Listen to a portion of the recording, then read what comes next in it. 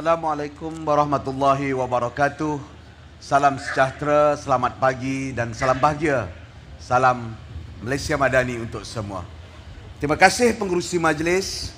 Yang berhormat Tuan Rafizi Ramli selaku Menteri Awal Ekonomi, Datuk Seri Aminuddin Harun, Menteri Besar Negeri Sembilan, tetamu-tetamu kehormat, ahli-ahli Esko Kerajaan Negeri, barisan kepimpinan Kerajaan Persekutuan dan Kerajaan Negeri, tetamu-tetamu kehormat, tuan-tuan dan puan-puan yang saya kasih sekalian. Alhamdulillah, saya merakam rasa syukur kerana Allah Subhanahu Wa Taala dapat bersama-sama pada hari ini, dan saya ingin mengucapkan ribuan terima kasih kepada Yang Berhormat Saudara Rafizi telah memilih Selangor sebagai tapak awal ataupun tapak permulaan apa yang kita namakan sebagai IPR ataupun Inisiatif Pendapatan Rakyat yang telah diilhamkan, dikelolakan serta ditawarkan oleh Kementerian Haiwan Ekonomi ataupun Kementerian Ekonomi Malaysia bagi menangani dan berdepan dengan cabaran-cabaran terkini dalam negara kita.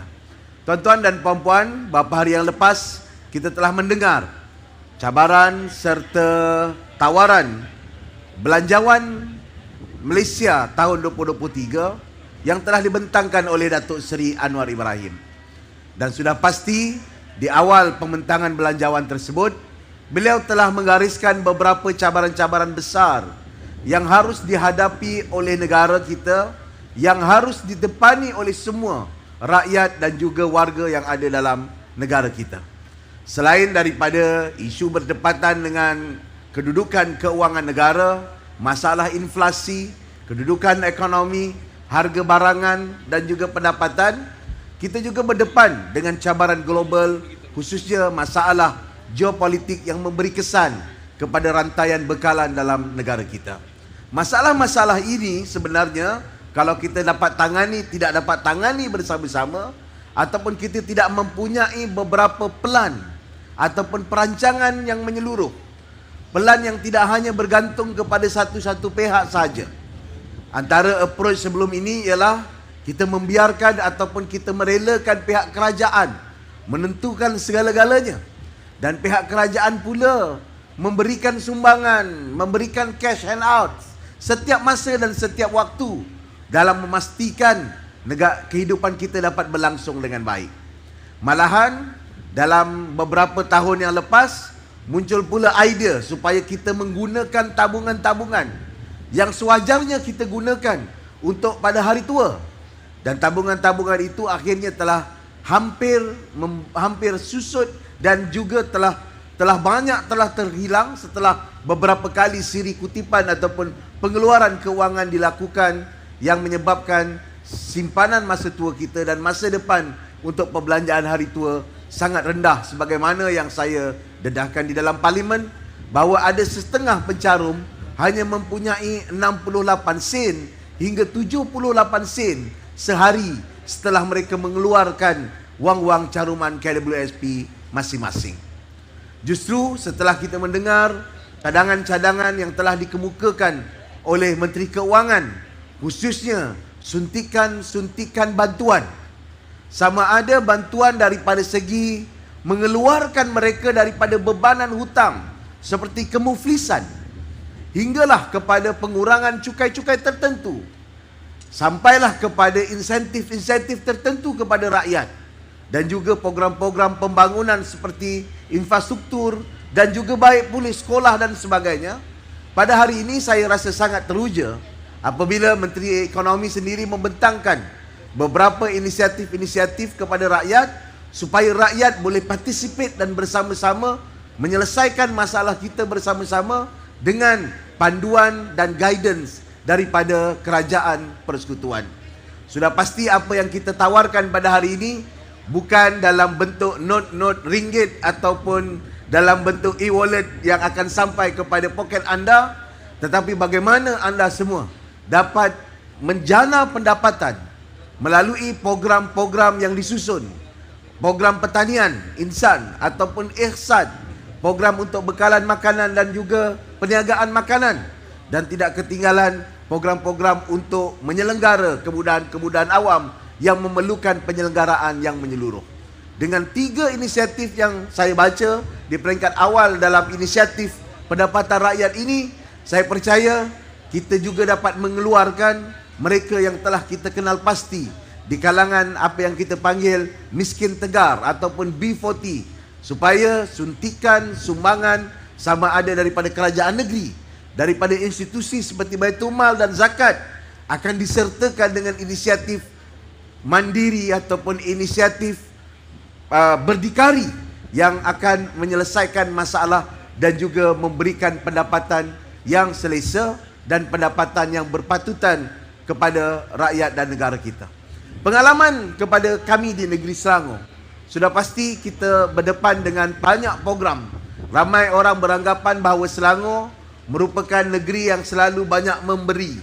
Selangor banyak memberikan kemudahan daripada anak baru lahir sampailah warga emas, dengan program Jom Shopping, bantuan kesihatan dan pelbagai lagi program-program yang selalu dimaklumkan tentang kerajaan negeri.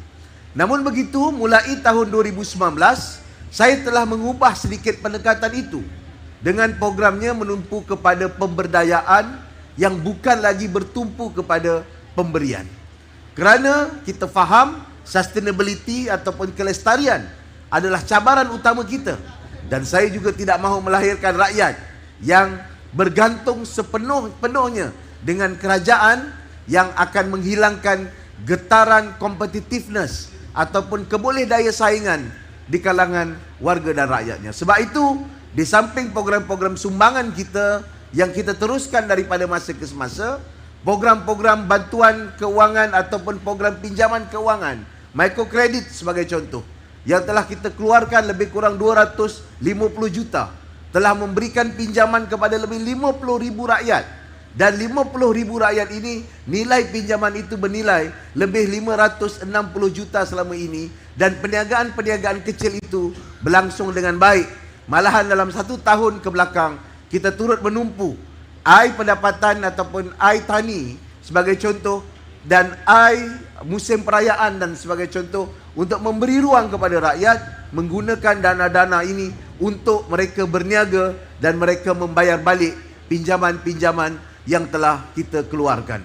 Di samping beberapa inisiatif-inisiatif pertanian yang telah digerakkan, dan juga kita meneruskan program subsidi dan intervensi seperti Jelajah Ihsan, walaupun kami faham intervensi ini sifatnya adalah sementara supaya mengelakkan gangguan pasaran yang mungkin boleh menyebabkan harga tidak dapat dikawal ataupun bekalan tidak cukup sebagaimana yang kita hadapi mutakhir ini. Justru bagi pihak kerajaan negeri, saya ingin sangat menyambut baik usaha ini, dan saya pasti Selangor adalah antara negeri yang mempunyai potensi ini. Kalau tidak kerana pertanian, walaupun saiz kita kecil, tapi bersama-sama kita ada projek-projek pertanian yang berjaya dalam skala yang kecil dan berkesan. Dan juga kita mempunyai pelbagai infrastruktur seperti LRT, stesen bas ataupun kemudahan-kemudahan lain yang digunakan. Dan Selangor mempunyai hampir 7 juta rakyat, 6,5-6,6 juta. Dengan angka tersebut, perniagaan seperti makanan dan sebagainya itu merupakan pasarannya dan tempat paling tinggi permintaan kepada rakyat dan warganya. Semoga usaha ini akan diberi manfaat, dan insya-Allah Selangor akan bersedia menyahut seruan dan juga memperpanjangkan program kita sampai ke bawah dan juga sampai ke akar umbi dengan pelbagai inisiatif dan juga pelbagai agensi yang sedia ada. PKNS sebagai contoh ada program keusahawanan. Hijrah sudah pasti adalah program keusahawanan. Kedua-dua keusahawanan ini saja mempunyai rangkaian lebih daripada 60,000 alumni pada waktu ini. Tidak ketinggalan Perbadanan Kemajuan Pertanian mempunyai inisiatif untuk mendapatkan bekalan dan food security. Sudah pasti kita bersedia untuk menjadi penerima kepada pembekal-pembekal makanan yang kita boleh jajarkan kepada jualan ihsan rakyat, dan pelbagai inisiatif-inisiatif yang kita boleh kolaborasi dan kita bincangkan bersama pada hari ini. Terima kasih. Sekian, Assalamualaikum warahmatullahi wabarakatuh. Majlis mengucapkan ribuan terima kasih kepada Yang Amat Berhormat Datuk Menteri Besar Selangor di atas ucapan beliau sebentar tadi. Bagi meneruskan acara kita pada hari ini, majlis dengan segala hormatnya mempersilakan Yang Amat Berhormat Datuk Seri Haji Aminuddin bin Harun, Menteri Besar Negeri Sembilan, untuk menyampaikan ucapan dengan segala hormatnya dipersilakan. Bismillahirrahmanirrahim. Alhamdulillahirabbil alamin. Wassalatu wassalamu ala asyrafil anbiya wal mursalin sayyidina Muhammadin wa ala alihi wa sahbihi ajmain. Rabbi shrah sadri wa yassir li amri wahlul 'uqdatam min lisani yafqahu qawli. Amma ba'd. Assalamualaikum warahmatullahi wabarakatuh. Salam Negeri Sembilan bersih muafakat sejahtera. Salam madani, salam perpaduan. Terima kasih pengacara majlis. Terima kasih Yang Berhormat Menteri Ekonomi selaku pengarah program, bagi saya pengarah program lah. Yang Amat Berhormat Menteri Besar Selangor, ahli-ahli Esko Kerajaan Negeri, Yang Berhormat Speaker, ketua-ketua jabatan Persekutuan dan Negeri, para hadirin yang saya hormati sekalian. Alhamdulillah, terima kasih atas jemputan Negeri Sembilan diminta bersama, dan alhamdulillah kita dapat bersama pada pagi yang ceria ini, dan kita berharap bahawa ini akan memberikan satu manfaat yang cukup besar kepada rakyat Negeri Sembilan, khususnya tadi Selangor ceritakan penduduknya hampir 7 juta, Negeri Sembilan baru 1.2 juta. Tapi alhamdulillah, kita sedia maklum bahawa ini adalah merupakan satu inisiatif yang baik yang diperkenalkan oleh Menteri Ekonomi, yang kita harap mampu melakar satu sejarah baru kepada rakyat, khususnya di negara kita ini, khususnya Negeri Sembilan, supaya mampu berubah daripada satu tahap yang kita rasa bahawa kerajaan wajib memberikan hanya bantuan-bantuan yang berbentuk kewangan, berbentuk yang dikatakan tadi hanya one off. Jadi kita berharap bahawa bantuan-bantuan ini harus diubah, dan kita sedia maklum bahawa apa yang penting dalam kehidupan kita hari ini adalah isunya adalah masyarakat yang menerimanya hari ini. Isunya adalah bagaimana pemikiran dan ikhtiar mereka untuk berubah daripada miskin kepada perubahan yang lebih baik. Dan apabila kita teliti di Negeri Sembilan, apa yang berlaku adalah isunya mereka tidak nampak akan ada perubahan walaupun banyak inisiatif yang kita berikan. Contohnya untuk mereka kita berikan tabung tun segeran sebanyak RM3,000. Kita berikan program-program pertanian yang mampu merubah untuk mereka terus bergerak sebagai usahawan tani.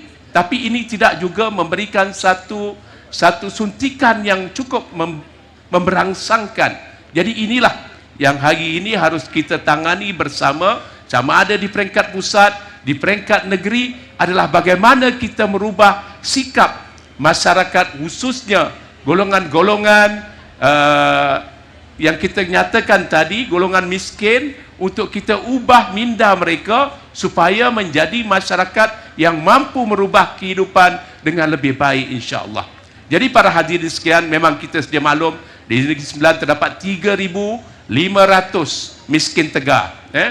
Dan ini merupakan satu faktor yang kita telah bincangkan minggu lepas.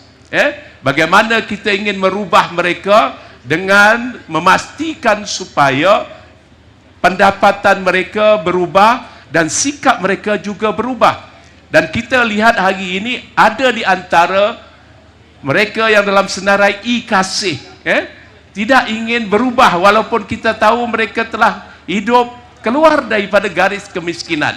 Jadi ini antara faktor yang harus kita lihat di peringkat kementerian, di peringkat kerajaan negeri, supaya isu ini tidak berlarutan, dan kita harus fokus kepada golongan-golongan sasar yang benar-benar ingin berubah. Jadi saya memohon kepada mereka yang di luar sana, yang berada dalam kasih, supaya dapat melihat bahawa program yang diperkenalkan oleh Menteri Ekonomi, dalam bajet juga disebut supaya mereka betul-betul ingin berubah.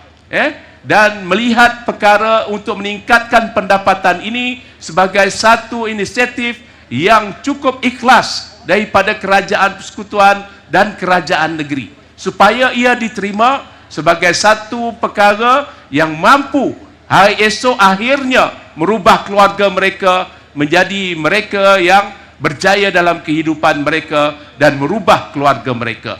Para hadirin yang saya hormati sekalian, kerajaan negeri sentiasa ingin bersama. Kerana itu beberapa perkara yang kita berikan, kita bantu mereka yang ingin berniaga, kita bantu dengan tun kita bagi geran, kita bagi pinjaman dengan tun plus, yang akhirnya juga kita bagi tun ekstra, ada 3 tun untuk bantu usahawan-usahawan, geran RM3,000, pinjaman RM5,000 dan RM15,000. Kita juga ada bantuan pertanian, kita minta usahawan tani, belia tani dan juga graduan tani untuk sama-sama membangunkan pertanian di Negeri Sembilan. Banyak lagi bantuan-bantuan yang kita berikan, dan kita juga berikan pinjaman sehingga RM50,000 dengan bank pertanian tanpa faedah. Dan untuk merubah miskin Tegar, kita minta supaya mereka balik yang di bandar, balik buat rumah di kampung dengan pinjaman RM75,000, buat rumah di kampung, bangunkan kampung, bangunkan pertanian dengan tanpa faedah RM75,000 untuk bina rumah di kampung-kampung mereka. Jadi ini antara sebahagian inti apa yang kerajaan negeri cuba lakukan bagi memastikan bahawa dalam keadaan kita menangani kemiskinan ini, kita nak rakyat kita juga berubah, dan juga kita juga hari ini cuba melakar lagi supaya mereka menjadi usahawan. Kita sediakan di pejabat-pejabat ataupun majlis-majlis perbandaran ataupun majlis bandaraya supaya mereka mengambil toilet tandas-tandas awam supaya mereka uruskan, dan selebihnya nanti kerajaan negeri akan bersama mereka untuk pastikan pendapatan-pendapatan mereka ini boleh berjaya. Ini di kawasan bandar, dan banyak lagi inisiatif-inisiatif yang saya harap nanti boleh diterangkan secara holistik oleh Menteri Ekonomi supaya kita sedia maklum bahawa ini bukannya hanya retorik yang berterusan, tetapi kesungguhan untuk kita memastikan rakyat mampu berubah daripada satu tahap kepada satu tahap yang lain. Jadi para hadirin, hari ini saya bersyukur kerana kerajaan negeri bersama dengan kementerian untuk sama-sama mengangkat program ini sebagai satu perkara yang penting, satu perkara yang utama, dan kami tunjukkan dengan kehadiran ESCO dan kehadiran pimpinan-pimpinan ketua-ketua jabatan, dan saya yakin ini dapat dilaksanakan dengan segera, dan itulah antara agenda yang telah kita bincangkan tempoh hari, dan insya-Allah akan menjadi satu matlamat kita dalam tahun pertama ini. Insya-Allah akan kita melakar satu kejayaan insya-Allah. Jadi itu saja daripada saya. Saya sekali lagi ucapkan ribuan terima kasih kepada Yang Berhormat Menteri atas kesudian menjemput kami di Negeri Sembilan, dan terima kasih Yang Amat Berhormat Menteri Besar Selangor yang memberikan ruang kepada saya dan pimpinan di peringkat negeri untuk sama-sama turut dalam program ini. Sekian, wabillahi taufik wal hidayah. Assalamualaikum warahmatullahi wabarakatuh. Majlis mengucapkan ribuan terima kasih kepada Yang Amat Berhormat Datuk Seri di atas ucapan beliau sebentar tadi. Besar langit di tepi busut, besar tak muat di dalam peti. Besar hajat kami menjemput, besar niat di dalam hati. Hadirin sekalian, masa yang dinantikan telah tiba, dan dengan ini majlis mempersilakan Yang Berhormat Saudara Rafizi Ramli, Menteri Ekonomi, untuk menyampaikan ucapan dan seterusnya melancarkan inisiatif pendapatan rakyat IPR. Dengan segala hormatnya, majlis mempersilakan. Assalamualaikum warahmatullahi wabarakatuh. Selamat pagi, salam sejahtera saudara-saudari pengerusi majlis yang saya kasihi. sahabat-sahabat saya yang berhormat, Datuk Seri Amiruddin Syari, Menteri Besar Selangor, yang amat berhormat Datuk Seri Aminuddin Harun, Menteri Besar Negeri Sembilan, Ketua Setiausaha Kementerian Ekonomi Datuk Nur Azmi Dirun, pimpinan-pimpinan daripada kerajaan negeri, daripada agensi-agensi kerajaan persekutuan dan kerajaan negeri, wakil-wakil daripada rakan-rakan strategik kita yang akan menjayakan, seterusnya saudara-saudari yang hadir pada hari ini. Saya tengok jam, dia tak boleh lebih daripada 25 minit sebab kita berada di sebelah LRT. Kalau lama-lama orang ambil LRT balik rumah.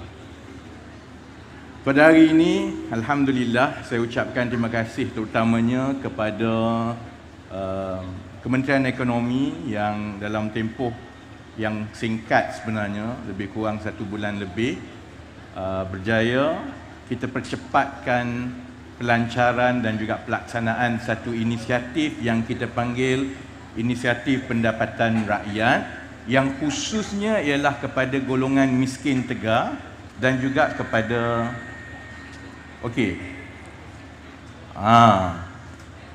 dengar okey? Depan lagi? Okey.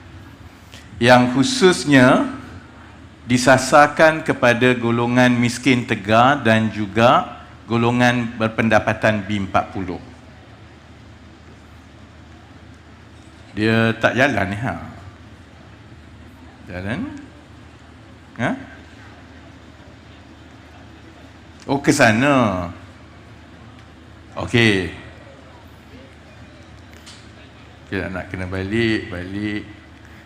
Dia ada, sebab dia interference jauh ni Dia yang kat depan tu dia interference.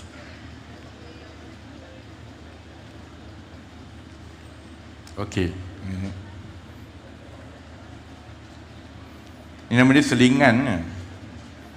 Okey. Ini keadaan yang kita ada dalam negara kita. Kita ada setakat 31 Disember 2022, kita ada 126,372 isi rumah yang dikategorikan sebagai miskin tegar. Ramai yang mungkin kurang faham ataupun kurang arif bagaimana kita menentukan keluarga miskin tegar dalam sistem kerajaan kita. Mereka ini adalah yang dibawa ke pejabat daerah, kemudian disahkan oleh kerajaan tempatan dan juga pejabat daerah, kemudian mereka akan masuk dalam satu pangkalan data yang dipanggil e-kasih. Jadi dari semasa ke semasa, mereka yang berada di dalam senarai e-kasih ini dikategorikan sebagai miskin tegar, yang pendapatannya adalah sekitar RM1,900 ke bawah setiap bulan, mengikut garis kemiskinan miskin tegar kebangsaan. Pada masa yang sama, kita juga ada 2.91 juta isi rumah dalam kategori B40. Dan yang di bawah B40 ni, kadang-kadang mereka pun dengan mudah boleh jatuh ke dalam miskin tegar juga. Ada yang berada di luar pangkalan data, ada yang memang sudah berada di dalam pangkalan data.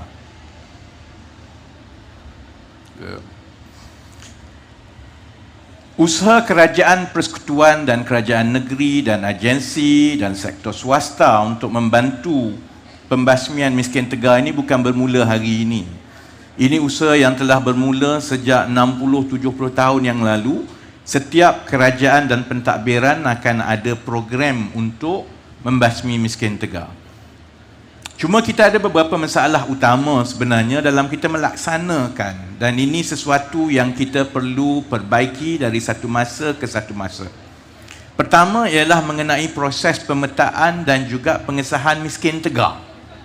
Dulu lagi susah kerana kita tidak ada pangkalan data, kita juga tidak ada sistem komunikasi dan sistem data yang seperti sekarang. Sebab itu dia mengambil masa yang panjang untuk pegawai-pegawai kerajaan dan agensi untuk menyemak dan meneliti satu persatu untuk disahkan sebagai miskin tegar. bila pun dah disahkan untuk kita bantu, untuk kita padankan pula dengan aktiviti ataupun kegiatan yang boleh menjana pendapatan, itu pun tak mudah. Kerana ada banyak kategori kenapa mereka menjadi miskin tegak. Kadang-kadang sakit, kadang-kadang lokasi itu jauh daripada tempat yang ada kegiatan ekonomi dan sebagainya. Sebab itu, kita ada beberapa masalah pelaksanaan yang saya faham kalau orang ramai rasa kenapa kerajaan tidak boleh membasmi miskin tegar sedangkan ada 126,000 sahaja. Risiko yang paling utama ialah kerana kita kena padankan ini supaya bila mereka mengusahakan sesuatu, perkara itu berkekalan dan berlangsung.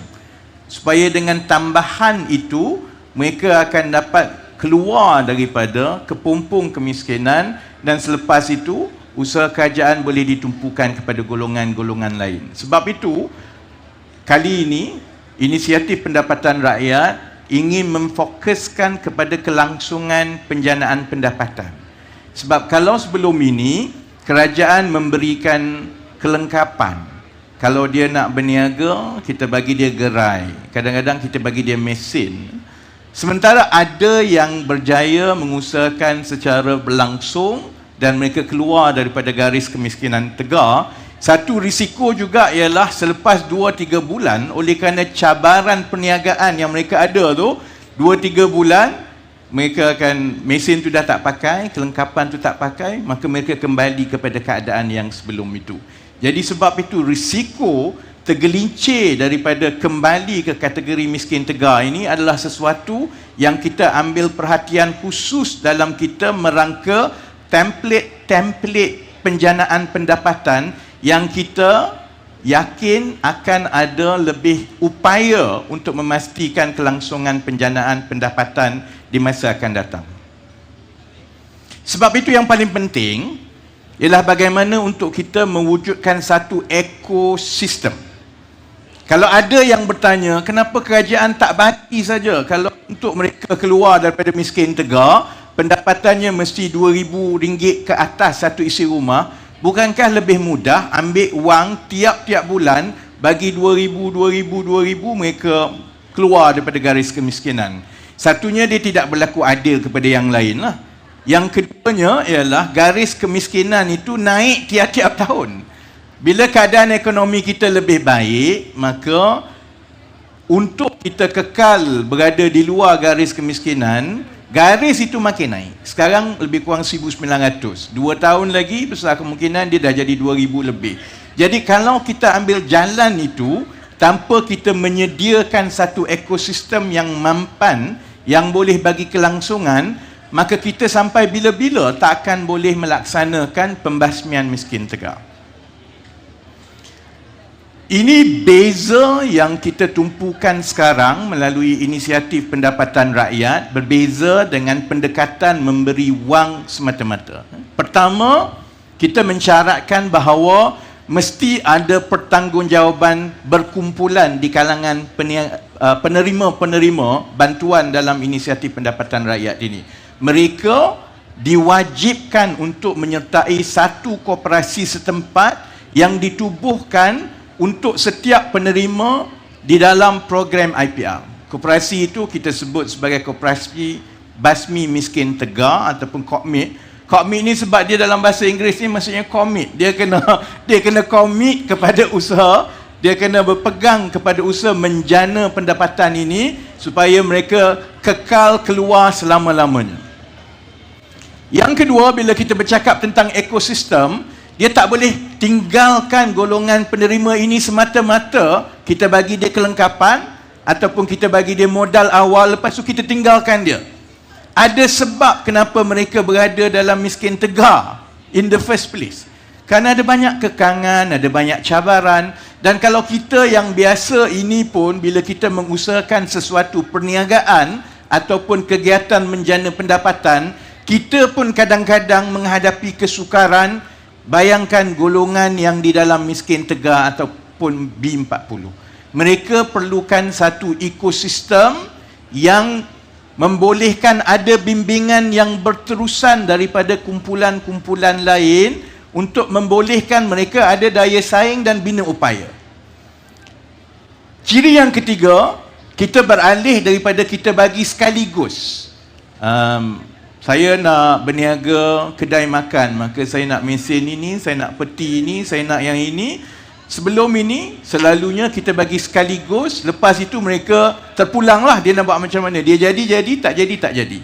Sebab itu bantuan yang kita tumpukan melalui IPR ialah bantuan yang akan diberikan setiap bulan untuk tempoh kawal selia 24 bulan.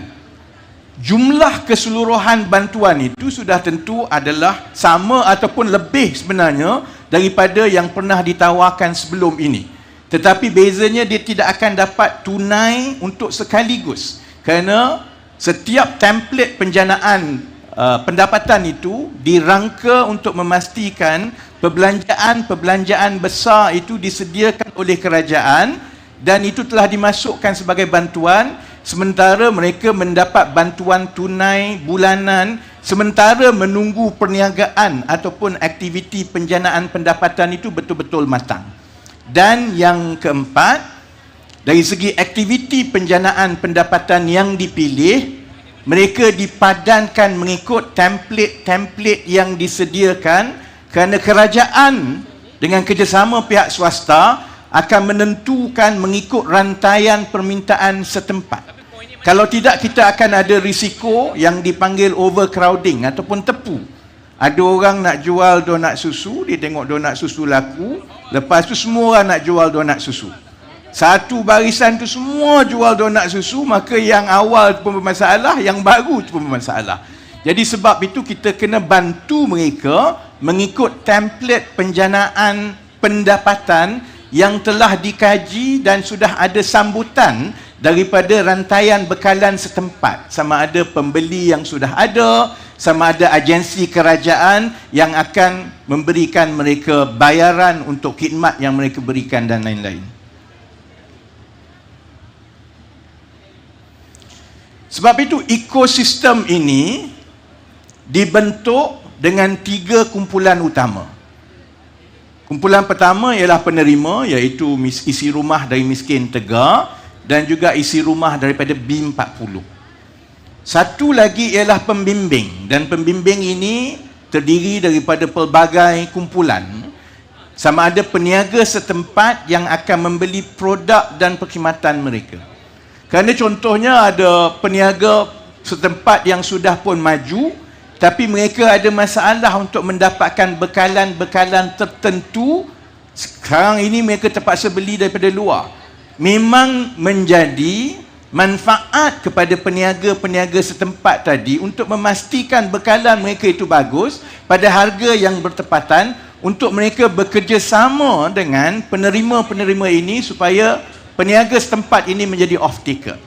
Kita juga perlukan NGO dan sukarelawan setempat untuk menyertai koperasi dan membimbing mereka soal perniagaan, soal pemasaran. Dan yang lebih penting selalunya, aktiviti penjanaan pendapatan ini, dia perlukan sokongan moral pada peringkat awal. Kalau dibiarkan mereka bergelumang seorang diri, susah. Tapi dalam kumpulan, apabila ada sokongan moral dan mereka mendapat bantuan dari segi latihan, dari segi galakan, dalam tempoh 24 bulan itu, ada kebarangkalian yang lebih tinggi. Mereka akan mendapat penjanaan pendapatan yang ada kelangsungan berbanding dengan sebelum-sebelum ini. Dan sudah tentu, pembimbing itu perlu juga bantuan sepenuhnya daripada agensi-agensi kerajaan. Dan mereka ini kita akan gabungkan di dalam satu koperasi seperti yang saya sebut tadi sebagai Koperasi Basmi Miskin Tegar. Dan di sebelah yang satu lagi ialah rakan niaga ataupun rakan strategik. Hari ini contohnya saya berterima kasih kepada kumpulan awal rakan niaga dan rakan strategik yang telah pun turut serta dalam IPR pada peringkat ini. Ini termasuklah contohnya kumpulan prasarana, termasuklah contohnya kumpulan-kumpulan peruncitan utama negara, dan harapan kita ialah ini akan dibesarkan lagi, dan termasuklah pihak-pihak berkuasa kerajaan. Sebab itu saya berterima kasih kepada Kerajaan Negeri Selangor dan Kerajaan Negeri Sembilan kerana mereka antara yang paling awal bersetuju supaya ada khidmat-khidmat tertentu yang sebelum ini ditawarkan oleh kerajaan negeri kepada pihak swasta, selepas ini diberikan terus kepada penerima-penerima daripada golongan miskin tegar dan B40 di dalam program IPR ini. Satu lagi sebab kami nak minta tanah. Sebab tu Menteri Besar kena ada kan. Kalau tengok kepada simbol IPR, simbol itu ialah membuka pintu. Kita nak pastikan bahawa program kerajaan dalam membasmi kemiskinan bukan semata-mata memberi bantuan, tetapi bantuan itu dengan sokongan yang lain dan dengan ekosistem keseluruhan negara. Swasta pun ada, komuniti setempat pun ada, agensi kerajaan pun ada, penerima pun ada, peniaga biasa pun ada. Itu akan membuka pintu kepada golongan-golongan B40 dan miskin tegar ini supaya mereka melangkau keluar daripada kategori miskin. Pada masa yang sama, tanggungjawab kami di Kementerian Ekonomi, kami perlu mengimbangi di antara membantu bebanan rakyat setiap hari yang boleh mencapai seberapa ramai rakyat biasa, tetapi pada masa yang sama tugas berat kami ialah memastikan masalah-masalah struktur ekonomi dalam negara ini diselesaikan. Kita ada masalah sekarang, contohnya harga barang, soal kekurangan bekalan, soal gaji. Semua ini adalah kerana ia berpunca daripada beberapa masalah struktur ekonomi yang perlu diperbetulkan melalui dasar-dasar dan program-program baru. Jadi sebab itu, keutamaan kami ialah untuk memastikan bahawa keutamaan kami ialah untuk memastikan nanti jam untuk memastikan bahawa setiap kali kita mengusahakan sesuatu program yang melibatkan rakyat yang menyeluruh seperti ini, dia mempunyai serampang dua mata. Pada masa kita membantu rakyat, contohnya melalui IPR, membantu menjana pendapatan rakyat, tetapi pada masa yang sama, kita menyelesaikan masalah struktur-struktur ekonomi supaya masalah itu tidak berulang, baik di kalangan penerima, tetapi juga manfaat itu kepada ekonomi setempat dan ekonomi negara. Ini contoh-contohnya. Kita bermula dengan 3 template. Satu yang dipanggil INTAN, Inisiatif Usahawan Tani. Yang kedua, INSAN, Inisiatif Usahawan Makanan. Yang ketiga dipanggil IHSAN, Inisiatif Operator Perkhidmatan. Kalau kita ambil usahawan tani, masalah ekonomi harian yang dihadapi oleh negara dan rakyat di masyarakat setempat ialah, pertama sebenarnya kekurangan bahan mentah makanan. Kadang-kadang benda tu ada, tapi dari segi rantaian bekalannya kadang-kadang jauh, kadang-kadang kena melalui orang tengah dan sebagainya. Jadi itu menyebabkan lapisan demi lapisan ni harga naik. Pada masa yang sama juga, bila ada masalah global seperti yang berlaku sekarang, dengan segera rakyat dapat merasakan tekanan dari segi keterjaminan makanan setempat. Sebab itu, kita berdepan dengan masalah inflasi sekarang yang sebahagian besarnya adalah berpunca daripada harga barang makanan siap yang lebih mahal daripada sebelumnya. Dan saya faham pandangan dan juga pendirian daripada pengusaha-pengusaha. Mereka merasakan kalau barang mentah tu mahal, macam mana saya nak jual murah? Sementara kita minta supaya sama-sama kita mengusahakan agar harga barang itu tidak naik atau sudah mula turun. Kerajaan juga bertanggungjawab untuk memastikan bekalan bahan mentah setempat itu mencukupi, dan bekalan itu bila mencukupi, persaingan itu akan boleh menurunkan harga. Sebab itu penyelesaian melalui IPR ialah kita berharap kita dapat menambah bekalan setempat, dan pada masa yang sama kita boleh memfokuskan kepada tanaman-tanaman dalam sektor strategik yang banyak bergantung kepada import sekarang, dalam keadaan kita tidak perlukan import. Contohnya lada. Kita sebenarnya tidak perlukan import cili sebenarnya. Tapi kita bergantung lebih daripada 60% import cili. Jadi kita berharap walaupun tanaman cili tu nampak macam tak ada isu besar dalam kerangka ekonomi, tetapi dia ada serampang dua mata yang akan boleh membantu dari segi permintaan bekalan tempatan, dan secara makro dia akan membantu negara dari segi keterjaminan makanan supaya kita boleh mengurangkan kebergantungan kepada import cili. Kemudian dari segi usahawan makanan insan, kita ada masalah kerana harga makanan siap tu mahal. Sebab itu dalam 2-3 bulan yang lepas banyak polemik politik mengenai menu rahmah RM5 kan? Kita faham kalau kenapa peniaga merasakan dia nak jual lebih mahal tu, lebih rendah tu payah, sebab dia kena bayar tempat sewa, dia kena bayar elektrik, kemudian dia kena nak dapatkan lesen, gerai pun terhad kerana takkan kita nak bagi gerai satu Malaysia. Jadi sebab itu, maka ditambah lagi pula kalau restoran dan sebagainya, orang ramai, orang kita kurang cenderung untuk bekerja sebagai pelayan di restoran, kita ada kebergantungan kepada pekerja-pekerja asing. Ini adalah masalah harian dan masalah struktur negara yang kita harap melalui penyelesaian IPR. Pertama, kita ingin meyakinkan rakyat untuk makanan-makanan cepat dan juga makanan seperti sarapan tengah hari yang sebenarnya kita tak ada dah nak pergi ke restoran dengan keluarga ramai-ramai. Selalunya makan besar begitu sekali-sekala sahaja. Makan harian ini sepatutnya dia cepat dan dia bagus pada harga yang bertepatan. Sebab itu kita meletakkan template makanan sarapan tengah hari ini pada harga RM2 kerana tak perlu tanggung bayaran sewa tempat, lesen dan sebagainya. Kita memperkenalkan penjualan oleh kumpulan B40 dan Miskin Tegar ini melalui vending machine.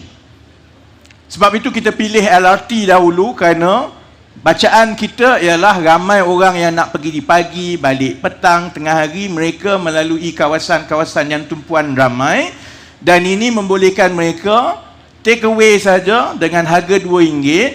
Dan saya dah cuba makanan tu, RM2 tu nilai dia memang bagus, kerana apabila kita dah tak ada kos sewa, kos yang lain-lain itu, nilai makanan RM2 itu harapnya sama dengan nilai makanan di restoran dan di gerai pada harga yang lebih tinggi. Pada masa yang sama, kita berharap dengan peralihan tabiat pengguna yang boleh menerima membeli makanan siap ini yang diusahakan oleh golongan Miskin Tegar dan B40, ini akan mengalih tabiat pembeli kepada menggunakan yang berorientasikan mesin. Kerana itu menyelesaikan dua masalah utama. Pertama, kebergantungan kepada pekerja asing, dan yang kedua, kita perlu percepatkan teknologi IoT dan juga teknologi digital kita dengan lebih banyak peralihan kepada penggunaan mesin-mesin seperti ini. Itu akan membuka lebih banyak peluang pekerjaan dalam sektor itu yang boleh menggaji graduan-graduan kita. Dan yang ketiga, contohnya Iksan sukar untuk kita mencari pekerja tempatan dalam bidang-bidang tertentu seperti 3D, difficult, dirty, satu lagi apa dia no? Dangerous. 3D ni payah, orang tak nak kan. Sebab itu kita ada kebergantungan kepada pekerja asing, dan melalui IPR seperti perkara ini telah bermula sedikit sebanyak di Selangor pun ada, di Negeri Sembilan pun ada. Kita memastikan bahawa kita membuka penyeliaan infrastruktur awam, tandas awam, dan harapan kita selepas ini kepada pejabat dan lain sebagainya, kepada penerima-penerima daripada golongan B40 dan juga Miskin Tegar ini, kerana selain daripada kita mengatasi kebergantungan kepada pekerja asing itu, kita akan dapat mengubah persepsi rakyat supaya perkara ini secara perlahan-lahan membantu kita beralih daripada keadaan ekonomi sekarang.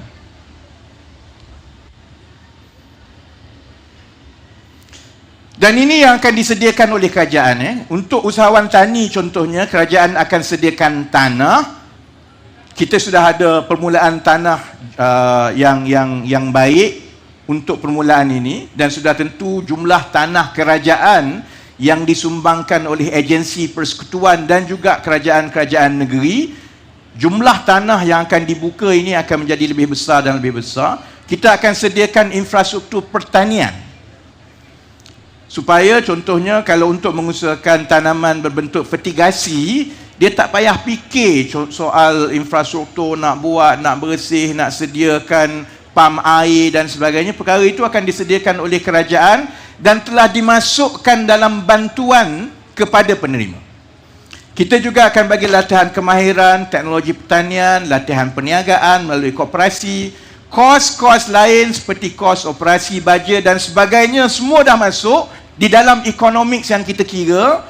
Ada sokongan pemasaran, sebab itu kita perlukan rakan-rakan strategik daripada kumpulan-kumpulan peruncitan. Sementara menunggu tanaman itu mendatangkan hasil, kerana ada yang dalam 5 bulan, ada yang dalam 6 bulan setiap kitaran, kerajaan akan bagi allowance untuk memastikan mereka mendapat allowance tunai sambil mengusahakan pertanian mereka.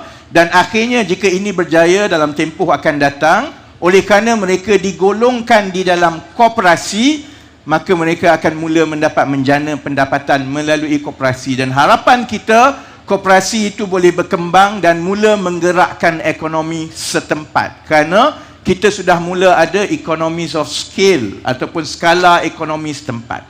Perkara yang sama juga kepada inisiatif usahawan makanan insan. Kalau mereka nak beli sendiri, vending machine payah, mahal, dan kontraknya panjang dan sebagainya, dia nak cari tempat semua susah. Kerajaan akan mengusahakan penempatan dan buka, macam saya sebut tadi, buka pintu supaya vending machine ini diletakkan di kawasan-kawasan tumpuan rakyat di seluruh negara.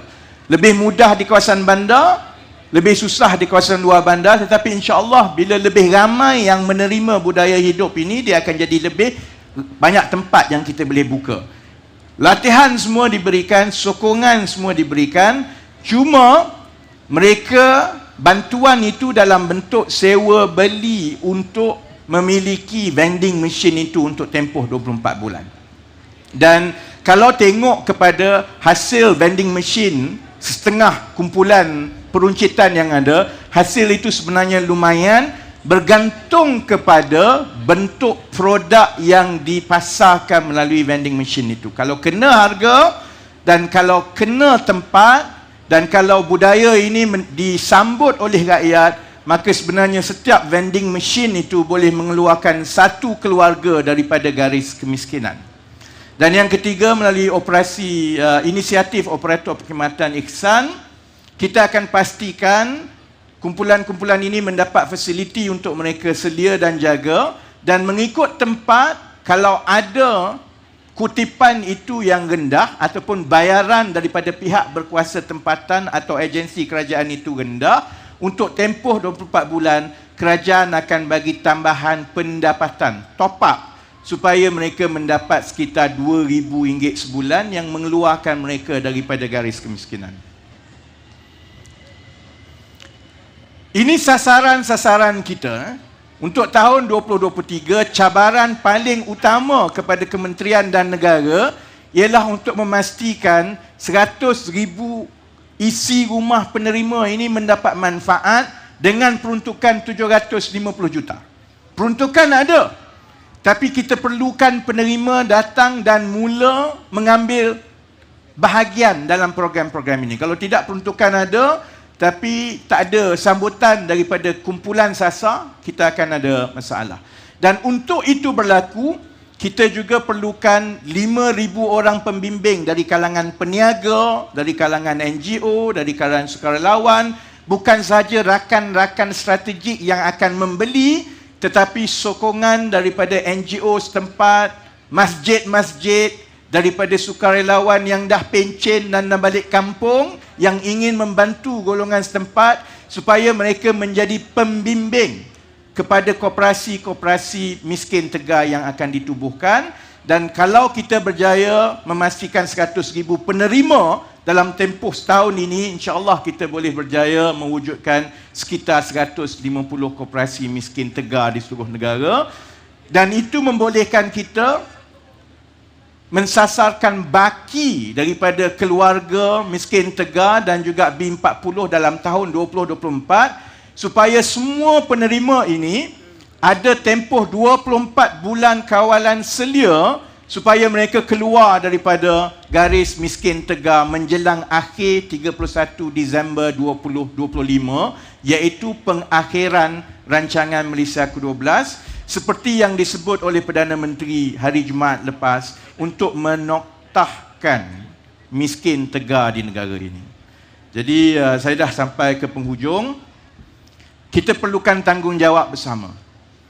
Kita perlukan kementerian-kementerian, dan kita akan menyelaraskan segala bantuan dan program yang sedia ada melalui inisiatif pendapatan rakyat. Sebab itu kita bermula dengan hari ini 800 ekar tanah kerajaan persekutuan. Kita minta supaya kerajaan-kerajaan negeri Selangor, kerajaan negeri Sembilan, dan bila kita sebut tanah ni, jangan fikir tanah ratus-ratus ekar tu. Sebenarnya di kawasan bandar kita banyak tanah rizab yang kecil. Kita juga ada tanah-tanah dari segi pembentungan, tanah di bawah rintis elektrik. Semua tanah-tanah ini boleh dibuka kepada orang ramai untuk menanam. Dan kalau ekosistem ini berjaya, harapan kita dia betul-betul boleh membantu dari bulan ke bulan menurunkan harga, kerana kita mengatasi masalah perbekalan setempat. InsyaAllah saya juga akan pergi dari satu negeri ke satu negeri, berjumpa dengan setiap menteri besar untuk saya minta tanah. Kerana bila kita buka pada hari ini, kita jangka akan ramai pemohon daripada seluruh negara yang nak mengusahakan tanah. Sebab itu menjadi tanggungjawab saya dan kementerian saya untuk memastikan kita menyelaraskan perkara ini, supaya peluang untuk menyertai ini dibuka seluas-luasnya kepada kumpulan sasar di seluruh negara. Kita perlukan golongan peniaga, profesional dan sukarelawan untuk menyertai sebagai pembimbing. Kita tak boleh biarkan kumpulan daripada B40 dan miskin tegar ini terkapai-kapai sendiri untuk mereka keluar daripada garis kemiskinan. Dan usaha ini memang dah ada dalam sistem masyarakat kita. Ada yang membantu melalui NGO, lembaga zakat masing-masing membantu. Ada di kawasan-kawasan yang qariah masjid mereka begitu aktif membantu. Ada pesara kerajaan. Saya tahu ada satu kumpulan pegawai-pegawai atasan kerajaan yang mereka bersara, mereka mengusahakan perkara ini. Mereka mencari tanah, cari orang, kemudian mereka membantu, mereka mencari peniaga. Jadi kita perlukan seberapa ramai rakyat biasa untuk menyertainya melalui koperasi, supaya mereka ada kumpulan sokongan dalam tempoh 24 bulan ini. Sudah tentu kita perlukan sektor awam yang nak buka ni kepada dari segi penyelenggaraan kemudahan, dari segi untuk kita tempatkan vending machine. Kita perlukan golongan swasta, terutamanya peniaga, untuk membeli daripada mereka yang mengusahakan Intan, Ihsan dan juga Insan. Dan kita juga perlukan orang ramai untuk memberi sambutan kepada perkara-perkara ini, supaya kita berjaya mengalih tabiat membeli kita, dan pada masa yang sama kita membantu golongan sasar. Dan insya-Allah kita juga yang penting memerlukan sokongan orang ramai di seluruh negara untuk melihat di sekeliling kawasan kita, kalau ada keluarga yang menepati ciri-ciri ini, mereka berada dalam golongan miskin tegar di bawah RM1,900 ke bawah, ataupun mereka di bawah golongan B40, gajinya lebih kurang RM2,800 ke bawah, mereka boleh mendapat manfaat daripada ini. Saya minta bantuan daripada kerajaan negeri dan orang ramai untuk mendaftarkan mereka, dan insya-Allah kita akan padankan dengan data yang sedia ada kita di dalam IKASI, data sedia ada di dalam sistem kerajaan dan sebagainya. Dia selalu skip. Jadi yang perasmian ini kerja mudah sebenarnya kan. Merasmikan ini mudah, melaksanakannya itu payah. Dan saya sendiri dan juga sahabat-sahabat daripada jabatan-jabatan kerajaan, mustahil kami boleh menggerakkan sesuatu ini tanpa keseluruhan bantuan seluruh rakyat Malaysia, baik orang perseorangan, baik syarikat swasta, baik NGO dan sebagainya. Jadi sebab itu pada hari ini saya mohon supaya seberapa ramai yang menonton, yang hadir dan tindakan diambil oleh badan-badan yang terbabit untuk kita mula mendaftar kumpulan sasaran penerima satu. Bagi mereka yang nak mendaftar menjadi pembimbing, sama ada NGO ataupun orang perseorangan ataupun pesara ataupun karya masjid, boleh daftarkan di sebagai pembimbing, termasuk juga peniaga-peniaga yang ingin menyertai supaya mereka boleh bina rantaian bekalan di kawasan setempat mereka. Kalau mereka berniaga keripik ubi, dia tak cukup tanaman ubi, dia boleh mendaftar supaya kita boleh pastikan ada tanah dan peserta yang membekalkan ubi mentah kepada mereka supaya mereka tidak bergantung kepada pembekal-pembekal lain. Jadi kita perlukan 3 kumpulan ini untuk mendaftar secepat mungkin. 1, golongan penerima B40 dan miskin tegar.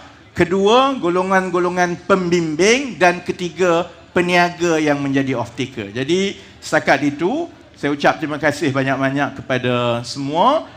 Yang penting ialah kita lihat bagaimana pelaksanaan ini menyentuh seberapa ramai golongan miskin tegar dan B40. Dan saya berharap dia juga melibatkan seberapa ramai rakyat Malaysia. Dan dalam 2 tahun daripada sekarang, kita akan dapat, kalaupun tidak menoktahkan, kita akan ada satu template program yang boleh membantu memastikan golongan-golongan miskin yang jatuh dalam miskin tegar ini ada kelangsungan pendapatan untuk beri mereka upaya keluar daripada kepempungan tersebut. Jadi terima kasih banyak-banyak. Jadi saya pulangkan kepada pengerusi majlis. Saya sudahi dengan wabillahi taufiq wal hidayah. Wassalamualaikum warahmatullahi wabarakatuh. Mohon yang berhormat kekal berada di pentas utama untuk acara seterusnya. Majlis mengucapkan jutaan terima kasih kepada yang berhormat Saudara Rafizi Ramli, Menteri Ekonomi, di atas ucapan beliau sebentar tadi. Dan majlis mempersilakan Yang Amat Berhormat Datuk Menteri Besar Selangor dan Yang Amat Berhormat Menteri Besar Negeri Sembilan, diiringi Yang Berbahagia Datuk Nur Azmi bin Dirun, Ketua Setiausaha Kementerian Ekonomi, untuk bersama-sama Yang Berhormat Menteri di atas pentas bagi acara yang seterusnya.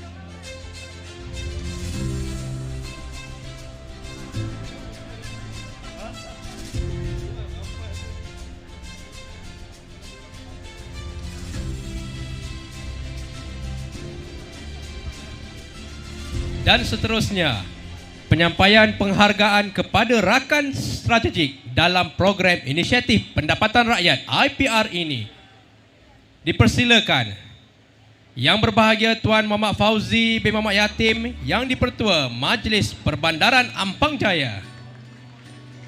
Untuk makluman, Majlis Perbandaran Ampang Jaya MPAJ merupakan pihak berkuasa tempatan yang bertanggungjawab memberi perkhidmatan perbandaran kepada masyarakat di bawah pentadbiran MPAJ.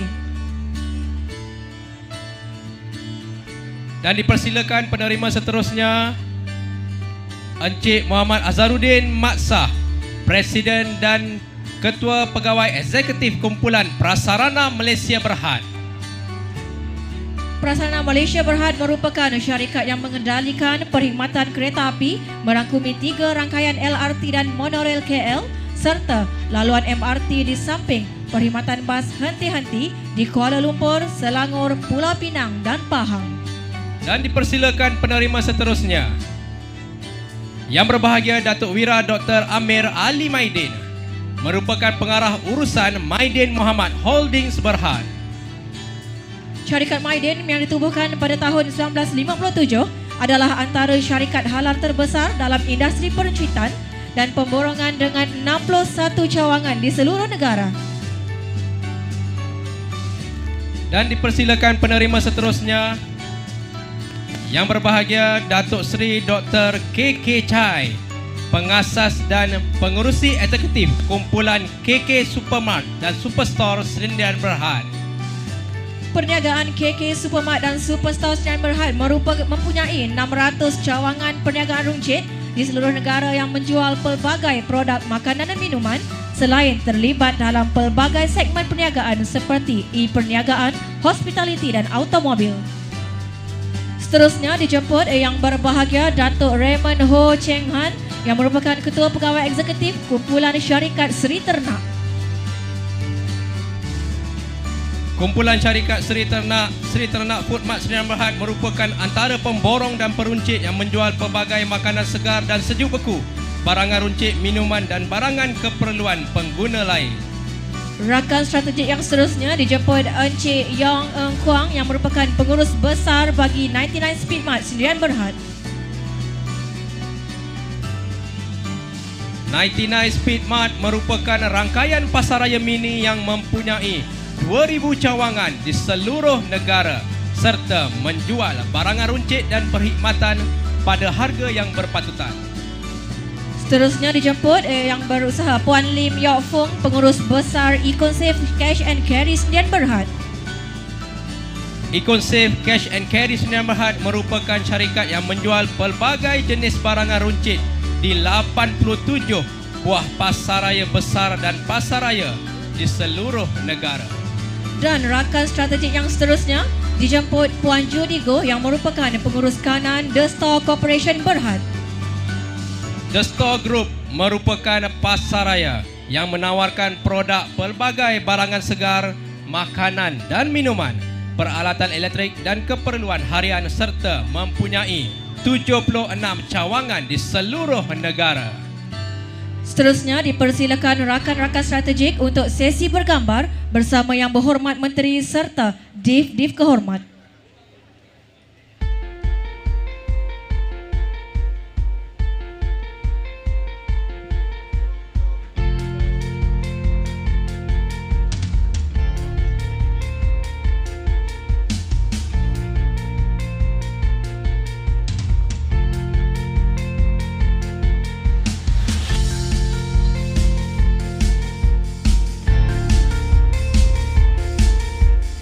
Terima kasih diucapkan kepada semua barisan rakan strategik di atas komitmen awal penyertaan pada hari ini dalam membantu menjayakan IPR.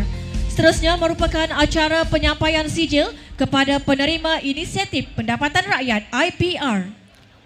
Untuk makluman semua, program inisiatif pendapatan rakyat IPR terbahagi kepada 3 kategori, iaitu inisiatif usahawan tani Intan, inisiatif usahawan makanan Insan dan inisiatif operator perkhidmatan Ihsan.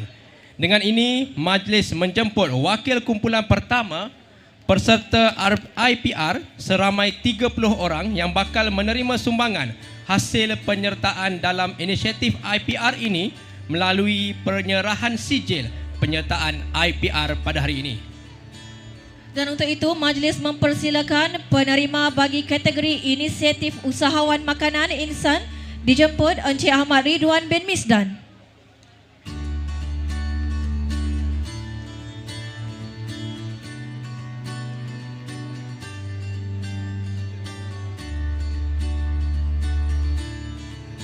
Seterusnya dijemput Encik Rashid bin Arifin.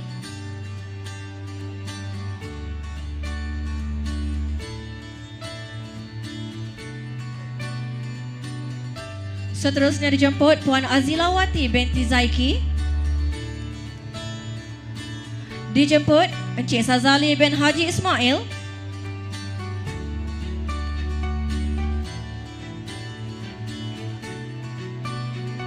Seterusnya Encik Mat Nasir bin Yusuf.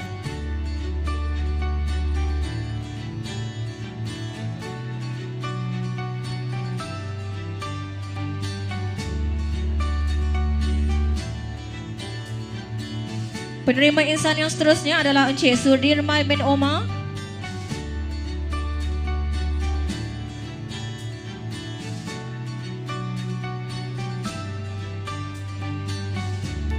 Seterusnya Puan Nuraini binti Muhammad.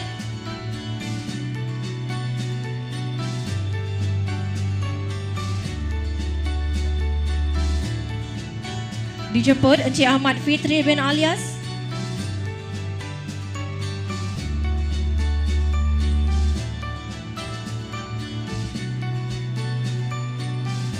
Encik Huzail bin Abdul Latif.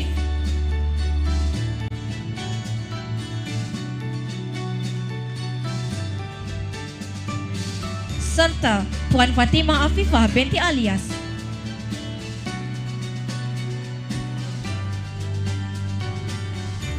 Dan bagi kategori seterusnya, dipersilakan penerima bagi kategori Intan. Dipersilakan penerima Encik Lewah Sud.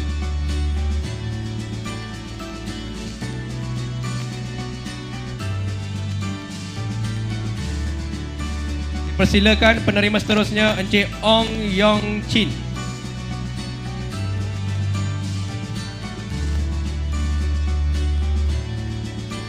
Dipersilakan penerima seterusnya Encik Lau Wai Chun.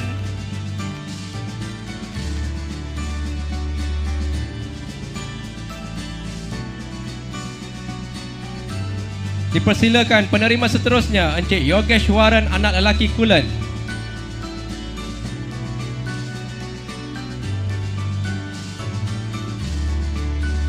Penerima seterusnya dipersilakan Encik Dinesh Betumalai.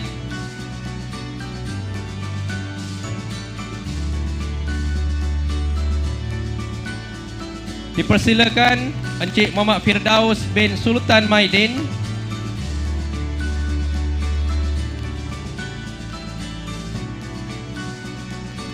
Dipersilakan penerima seterusnya Puan Ain Zubaidah binti Alwin.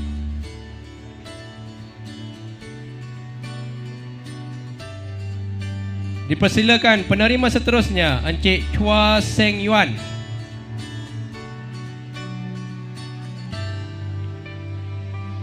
Penerima seterusnya dipersilakan Encik Teng Mi Chong.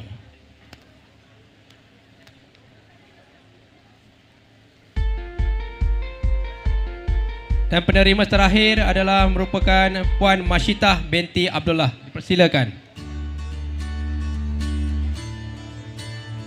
Bagi kategori seterusnya iaitu Inisiatif Operator Perkhidmatan Ihsan, dijemput penerimanya Puan Jamilah binti Said.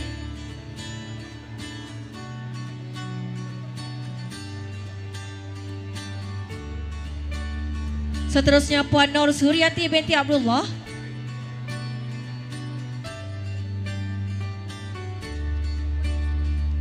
Encik Abdul Aziz bin Idris.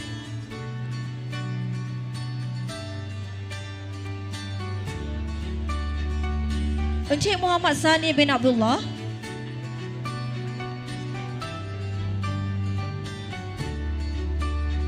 Dijemput Encik Muhammad Azizil bin Alias.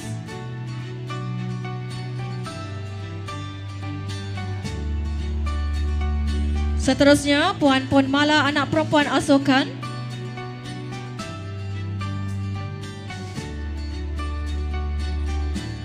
Seterusnya Puan Raviamah anak perempuan Narayanan.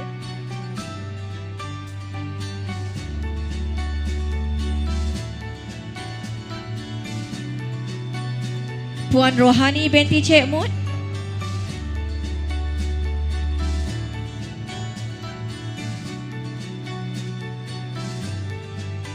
Dan bagi penyampaian sijil kepada penerima terakhir bagi kategori ihsan, dijemput Yang Berhormat Menteri dan Diberi Kehormat untuk berada di hadapan pentas utama. Untuk itu, dijemput penerima terakhir bagi kategori ihsan, Saudara Muhammad Helmi Firdaus bin Abdul Khalid.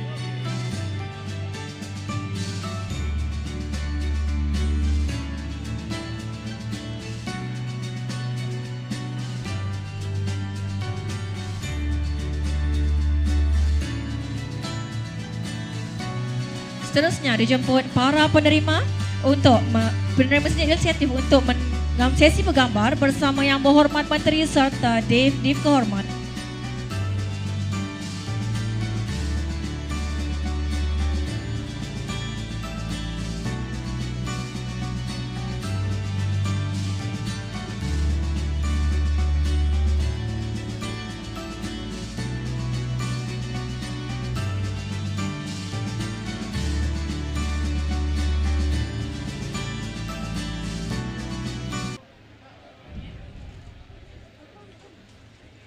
YB Menteri bersama-sama Yang Amat Berhormat Datuk Menteri Besar Selangor dan Yang Amat Berhormat Menteri Besar Negeri Sembilan memotong riben sebagai tanda pelancaran IPR pada hari ini.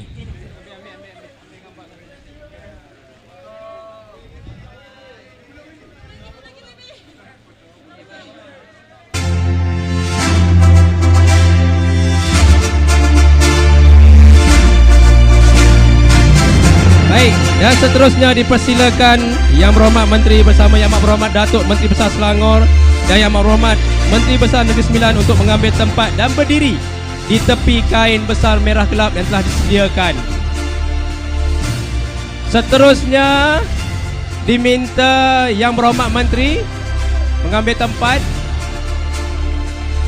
Saya kira daripada 3, 2, 1, tarik. Dan itu dia simbolik pelancaran IPR pada hari ini. Untuk maklumat hadirin sekalian, gimik pelajaran program ini merupakan simbolik melambangkan komitmen dan kesungguhan oleh kerajaan bersama rakan strategik untuk membantu golongan miskin tegar, miskin dan B40 untuk menjana pendapatan yang mampan. Vending machine ini dipenuhi dengan makanan berpaket yang telah disediakan oleh pihak penjual dari golongan sasar B40 dan miskin tegar. Antara menu dalam vending machine ini merupakan nasi lemak RM2, nasi dagang RM5 dan air mineral RM1. Dan seterusnya dipersilakan Yang Berhormat Menteri untuk membuat pembelian sama ada secara tunai ataupun menggunakan perkhidmatan tanpa tunai, kad kredit, debit atau e-wallet di mesin layan diri tersebut. Dipersilakan.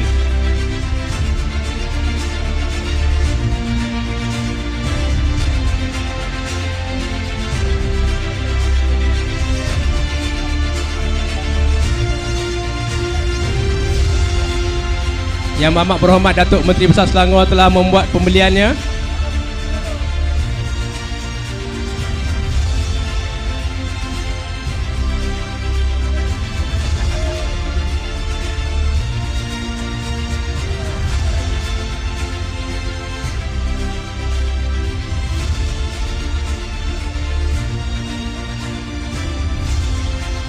Sedang membuat pembelian di situ. Dan tetamu di hadapan pentas boleh menyaksikan di layar. Dan seterusnya dipersilakan Yang Berhormat Menteri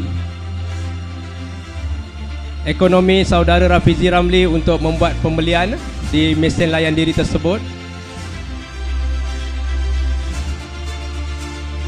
Oh, masih Yang Amat Berhormat Datuk Menteri Besar ya.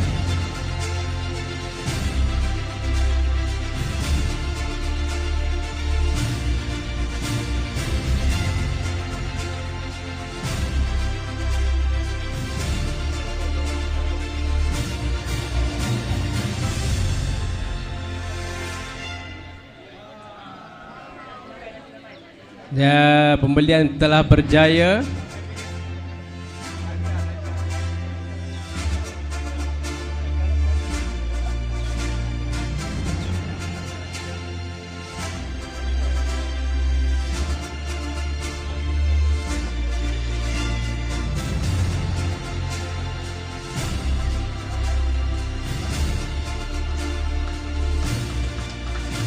Pembelian telah berjaya dibuat oleh Yang Amat Berhormat Datuk Menteri Besar Selangor dan pembelian seterusnya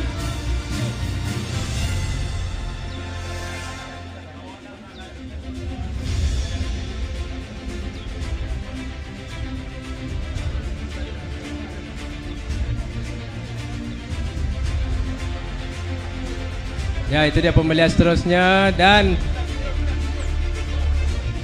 mohon kepada Yang Amat Berhormat Menteri dan Yang Amat Berhormat Datuk Menteri Besar Selangor dan Yang Amat Berhormat Menteri Besar Negeri Sembilan untuk sama-sama mengambil gambar menunjukkan pack nasi lemak yang telah dibeli oleh mereka kepada rakan-rakan media pada hari ini.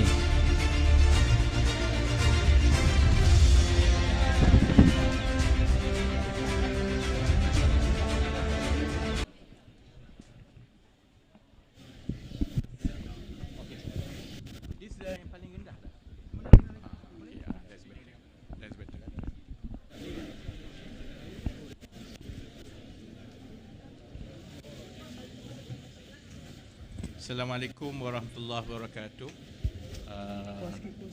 Salam sejahtera. Saya ingat dari segi maklumat mengenai inisiatif Pendapatan Rakyat ini telah dijelaskan tadi dalam majlis pelancaran. Jadi saya buka seterusnya terus kepada soalan-soalan daripada pihak media.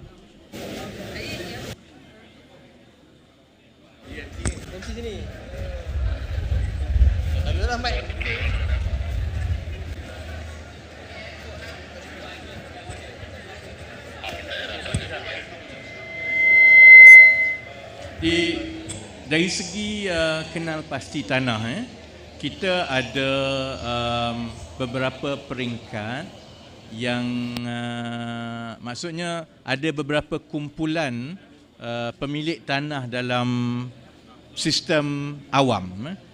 Di peringkat kerajaan persekutuan, kita ada di bawah Pesuruhjaya Tanah Persekutuan ataupun di bawah kementerian masing-masing. Sebenarnya semua ada tanah. Ada tanah yang telah disimpan untuk program-program, ada tanah yang khusus untuk program-program pertanian dan sebagainya, ada tanah yang memang rizab.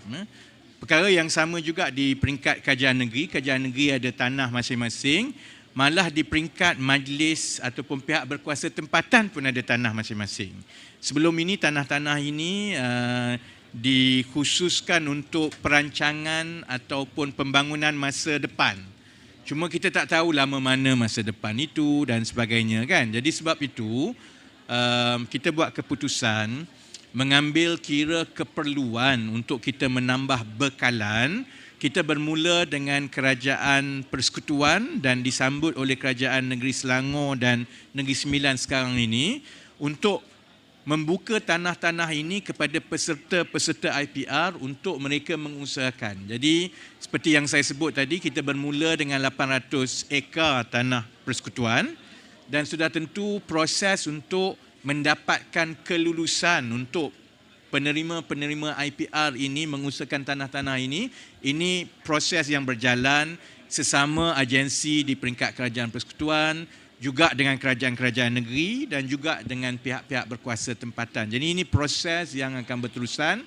Itu yang saya sebut sasaran kita ialah untuk tahun 2023 ini kita membuka 5,000 ekar dahulu untuk kita buka kepada program-program begini. Saya yakin kerajaan-kerajaan negeri akan menyambut baik kerana ini juga akan mewujudkan peluang pekerjaan di peringkat setempat, terutamanya di negeri-negeri yang ada banyak migrasi ataupun perpindahan golongan muda daripada negeri ke kawasan bandar, kerana bila tanah dibuka dan ada ekosistem yang boleh menjamin kelangsungan pendapatan.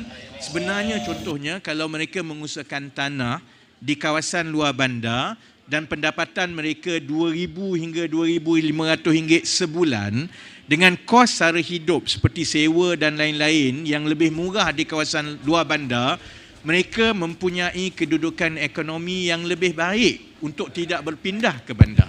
Jadi pada masa yang sama mereka ada peluang pekerjaan, mereka juga membantu untuk kita mengatasi masalah bekalan makanan setempat. Jadi saya ingat ini program yang akan disambut baik oleh semua kerajaan negeri. Tahniah kepada Kerajaan Negeri Selangor dan Kerajaan Negeri Sembilan yang paling awal menyertainya, dan kita akan bekerjasama dengan setiap kerajaan negeri dan saya akan pergi berjumpa dengan setiap menteri besar supaya mereka memperuntukkan tanah yang ada di bawah kerajaan negeri untuk program-program ini di seluruh negara. Soalan lain? YB.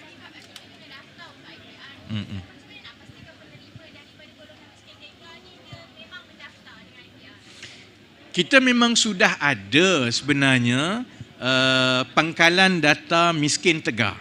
Yang ini yang disebut sebanyak 126,000 orang keluarga miskin tegar, dan proses ini sebenarnya telah pun berlaku berpuluh-puluh tahun melalui satu pangkalan data dalam kerajaan yang dipanggil e-Kasih.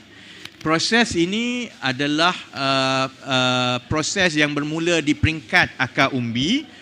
Maksudnya ketua kampung ataupun penghulu apabila mereka kenal pasti ada kumpulan miskin tegar dalam kawasan mereka, mereka akan bawa ke pejabat daerah. Pejabat daerah akan siasat, akan sahkan dan mereka masuk ke dalam e-kasih. Dan sebab itu, antara syarat utama untuk mendapat bantuan kerajaan ataupun zakat dan sebagainya sebelum ini adalah mesti berada di dalam e-kasih. Itu yang kita sebut tadi bahawa kerajaan sekarang berada dalam proses untuk memutihkan dan menambah baik. Contohnya, seperti yang Yang Amat Berhormat Menteri Besar Negeri Sembilan sebut tadi, ada satu keadaan yang mana apabila penerima sudah berada di dalam senarai itu selama 10-15 tahun, mereka tak nak keluar kerana mereka terus dapat bantuan dan sebagainya kan. Pada masa yang sama, proses ini juga perlu dipercepatkan kerana dengan COVID dan juga cabaran ekonomi, semakin ramai sebenarnya yang telah tergelincir masuk ke dalam miskin tegar tetapi mungkin masih lagi berada di luar pangkalan data kerajaan. Sebab itu, kita ambil pendekatan sementara kita sudah ada senarai sasaran kita 126,000 orang keluarga, kita juga nak buka kepada orang ramai supaya melihat di sekitar mereka kalau ada keluarga yang begini untuk didaftarkan. Kemudian kita akan uruskan proses pemetaan dan juga pengesahan itu di peringkat kerajaan. YB? Soalan YB? lagi? Ya? YB. Hey, YB. Yeah. Hi. Morning, Syed. Yeah. I'm just wondering if the government has done or conducted any kind of modelling to get a projection of any kind of modelling to get a projection of the sort of optimal income that participants can get from this program. That's one. Second, if let's say I'm super green when it comes to food production. So if I am to join the program, am I to get any kind of like proper training and guidance? It's just not clear on that. Yeah. Soalan tadi ada dua. Pertama, apakah kerajaan telah pun menjalankan modeling pendapatan untuk mengenal pasti peserta-peserta ni berapa pendapatan bulanan yang mereka dapati. Kita telah pun jalankan modeling awal itu. Cuma kalau lihat kepada tiga kumpulan tadi yang melibatkan usahawan tani ni, dia mengambil masa yang lebih panjang untuk mendapat tuaian pendapatan. Gestation period for agro-related activities is longer because it depends on the crop. The soonest you will get one harvest is most probably 5-6 bulan kan. Jadi kita dah ambil kira bantuan untuk tempoh 24 bulan dan bantuan itu kita masukkan dari segi penyediaan tapak, penyediaan infrastruktur, latihan dan sebagainya, termasuk juga dengan allowance bulanan sementara menunggu hasil tuaian itu berlaku. But on average, kita sasarkan mereka mendapat lebih RM2,000 ke atas secara average tiap-tiap bulan. Jadi kalau usahawan tani itu sementara menunggu harvest mereka, mungkin bulan pertama, bulan kedua, bulan ketiga, mereka dapat dalam 500. Bila dia harvest, dia dapat lebih banyak. But if you take average purata untuk 6 bulan sebelum itu dalam 2,000. Dan sasaran 2,000 itu adalah sasaran minima untuk menjana pendapatan. Perkara yang sama juga dengan insan yang mengusahakan penjualan makanan melalui vending machine.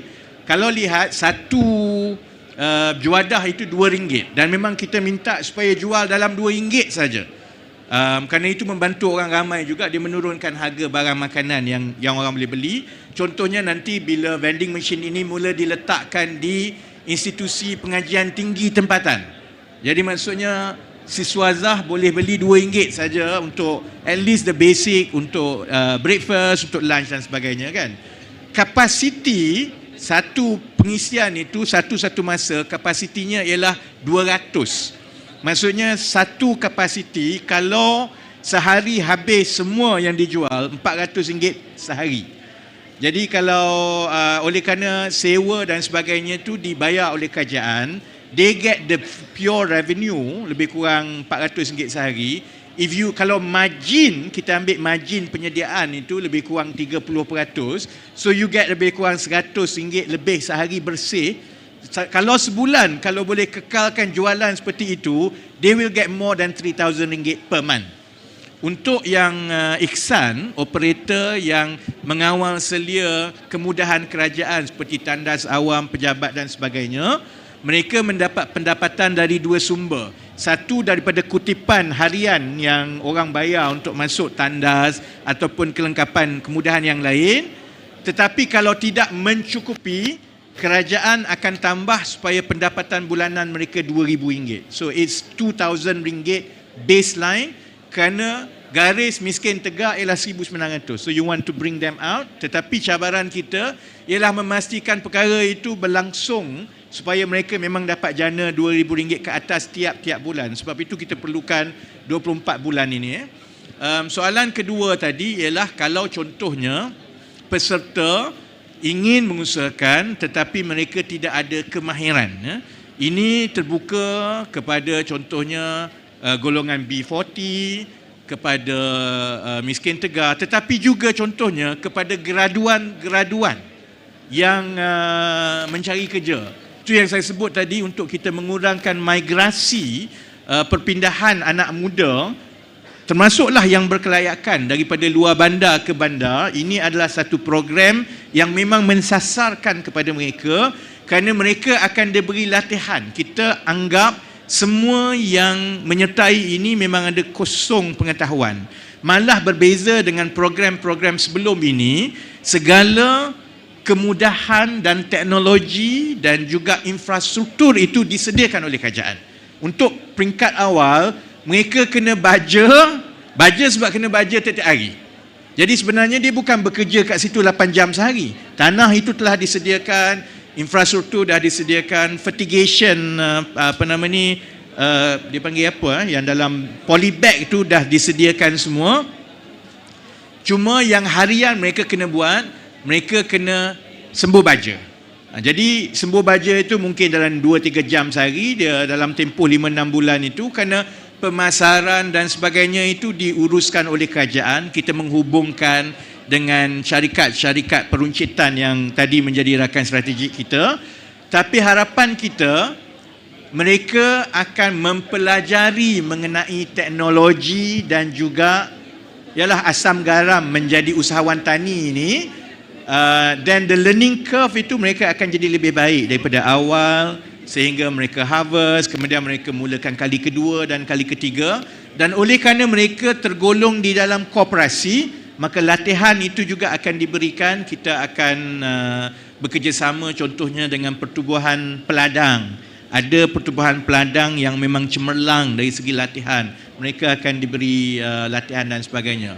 Malah mesej saya kepada anak-anak muda yang graduan, kalaupun mereka tidak masuk dalam kategori B40 contohnya, mereka boleh jadi usahawan tani, mereka boleh mendaftar, kerana kita boleh padankan mereka dengan program-program lain yang kerajaan ada. Cuma berbeza, contohnya kalau saya baru keluar universiti, saya nak cari tanah 10 hektar, saya nak tanam, saya nak buat sendiri semua, proses itu payah sekarang sebab you tak tahu tanah kat mana, nak pergi kat mana. So you have to start from scratch.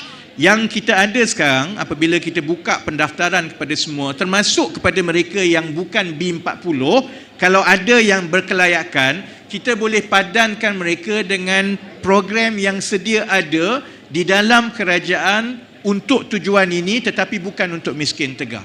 Harapan kita ialah untuk kita mempercepatkan penglibatan rakyat Malaysia di dalam usaha tani setempat, because only when you have the economies of scale, then you can start having the high move to the next focus, which is IoT, teknologi pertanian dan sebagainya.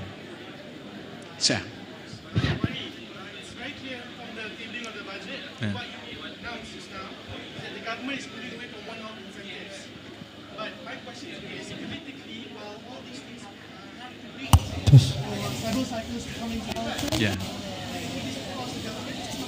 I don't think so actually. Of course you have to balance, and you have to balance, because that's I think being a responsible government means we will be able to balance between the national obligation to strengthen our fiscal position, because the whole country now knows that our government's debt has reached 1.5 trillion.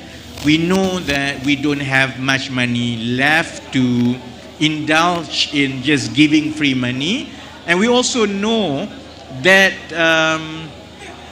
approach is no longer sustainable in the long run, because while it will benefit and make some people happy, but in the long run you begin to have shocks to the economic system. And what has been happening in the last few years is a precise example of that. We have a problem with our food supply, and because of that, then it pushes up prices and so on. What is happening behind the scene is that we want to balance in parallel programs like this that gives basically the fishing rod to people, as I say, buka pintu, so that they themselves can increase their income generating capacity, yet at the same time we streamline as many overlapping programs and one-off assistance, so that we really focus the amount of cash that we have to different groups that have better outcome in the future. I don't think that it will exclude anyone. If anything, is better targeting, and that's also what we mean by targeted assistance. The good thing is, unknown to the public, is that the extent of the work to consolidate all this data to make sure that one person gets good assistance that can help them in the long run, that work is actually already quite advanced.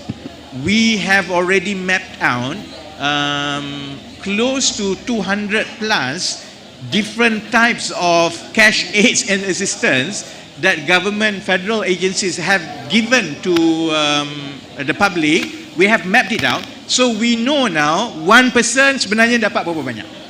We are now going to, the next few months is to very quickly bring the data from state governments to make sure that we also follow and tally individual cash assistance that the state gives. And hopefully by end of this year, for each household, we actually know berapa banyak dia dapat, berapa bentuk bantuan, and that allows us not only to streamline, but to focus the resources that we have. I'm actually quite confident that the public will accept it well, because this is what the public by and large had wanted the government to do for a while. We want to make sure that we close leakages, and we want to make sure that for every $1, RM1 that government spend on helping people, it gives them the fishing rod for them to be able to look after themselves in the long run. So what we have not announced is how advanced it is we have been when it comes to mapping this. And the mapping is, I say, almost 80% done, because the next level is just basically the state level's assistance to be put into the database. Yeah.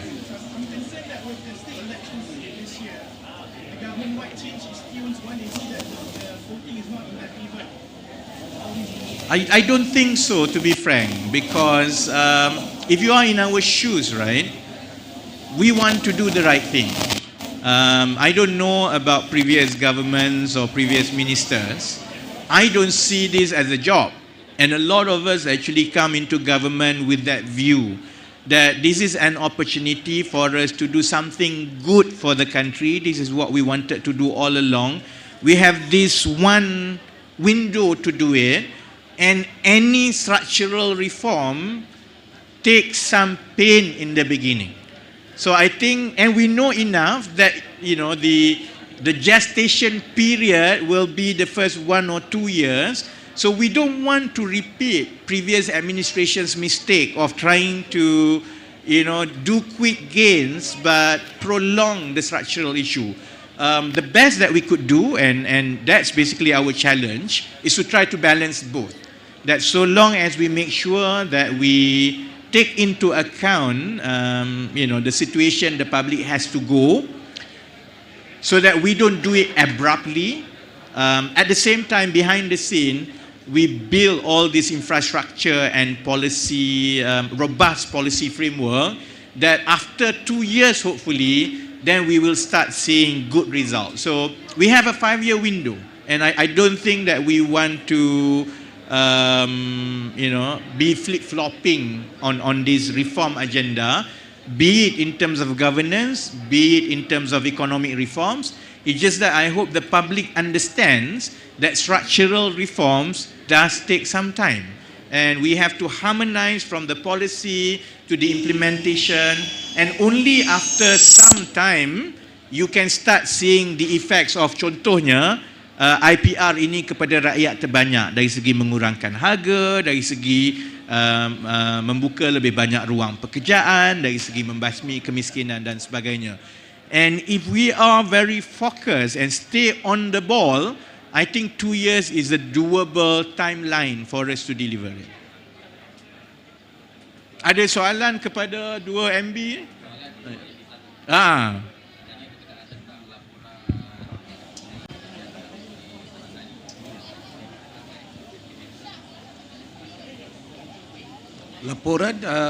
Laporan telah disediakan dan dia adalah daripada JMG. Kalau ada permohonan, kita akan boleh keluarkan secara bertulis. Tapi ini saya rasa secara khususnya insyaAllah saya akan bawakan dalam mesyuarat Exco terdekat, kenal pasti di mana punca kuasa, dan dalam minggu depan saya akan beri maklumat.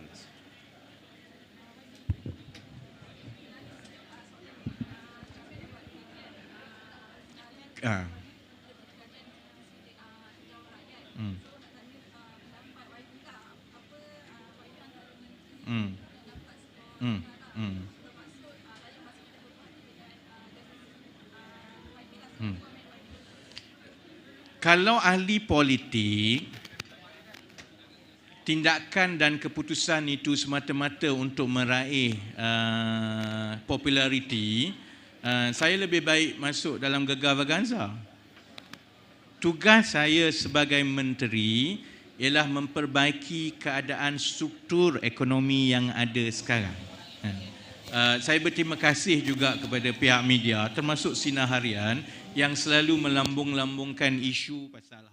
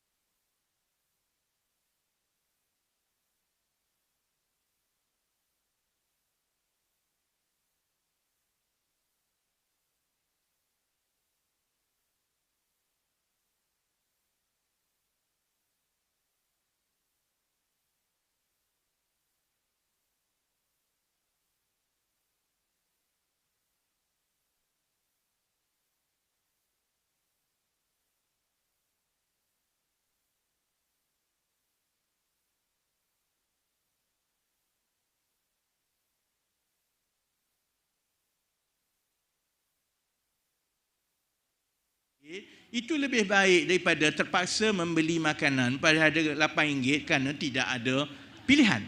Jadi kalau lihat, segala yang kita rancang ialah berbentuk sederhana dan jangka panjang, dan ini juga bertepatan dengan semua tindakan dan dasar kerajaan yang lain. Saya yakin bila sampai masanya, insya-Allah rakyat akan kurang bercakap kerana masalah itu sudah tidak menjadi masalah sangat.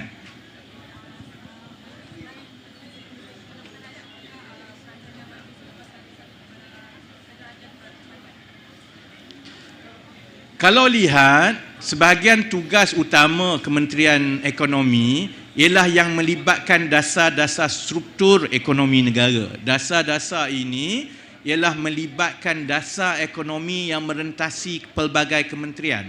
Sebab itu fokus kita contohnya ialah untuk kita menyelaraskan dasar-dasar sedia ada melalui Majlis Tindakan Ekonomi Negara. Contohnya kan, tadi ada yang tanya saya tentang subsidi bersasar. Itu salah satu tugas Kementerian Ekonomi lah, untuk kita memastikan bila kita nak buat subsidi bersasar, infrastruktur semua itu ada supaya tidak ada yang tertinggal dan dia betul-betul bersasar. Kerana bila kita berjaya melaksanakan subsidi bersasar, itu akan menjimatkan sejumlah peruntukan kerajaan supaya ini boleh dialihkan kepada sektor-sektor dan kumpulan-kumpulan yang lebih memerlukan. Yang saya berhati-hati, terutamanya dengan pihak media juga, kerana pihak media akan tanya perancangan-perancangan tiap-tiap hari. Sebenarnya sebagai kementerian, tugas kita ialah mengimbangi di antara perancangan dasar jangka masa panjang yang dilaksanakan oleh agensi-agensi. Jadi saya pun berhati-hati daripada menjadi seperti pentadbiran-pentadbiran dahulu yang kerjanya mengumumkan dan melancarkan sahaja. Umum, lancar, habis peruntukan semua, tapi tak ada kesan kepada rakyat. Kalau ditanya menteri tiap-tiap hari, saya nak buat tu, saya nak buat ni, saya nak buat tu sebenarnya, tapi oleh kerana perkara itu tidak diharmonikan dari segi dasar dan juga pelaksanaannya, sebab itulah kerajaan bertukar, bersalih ganti, tetapi masalah itu tidak selesai. Contohnya, satu perkara utama yang kita perlu beri perhatian, yang menjadi tanggungjawab Kementerian Ekonomi dan Kajian ini, ialah mencari jalan bagaimana mengimbangi keperluan menaikkan gaji tanpa merosakkan ekonomi negara. Kerana bila menaikkan gaji, orang bawah ni suruh naik saja, tapi kalau tidak diimbangi, kenaikan gaji itu akan memusnahkan industri. Kenaikan gaji juga jika tidak diimbangi akan menaikkan harga barang. Jadi perkara-perkara ini perlu dipadankan dengan perancangan dan diharmonikan supaya bila kita yakin dasar ini dan perancangan 5-10 tahun ini akan membuahkan hasil, kita mula dan kita akan berpegang kepada itu tanpa mengira liputan populariti yang dibuat baik oleh pihak media ataupun pihak media sosial. That's to me is governing. Doing what is right for the long term, irrespective of what people say now, because governing is at the end of the day when you have solved the problem and put it on a better track, people will say we've done it together. And that's our aim, that's my aim. Okay? Ada soalan lain? Ada kat belakang.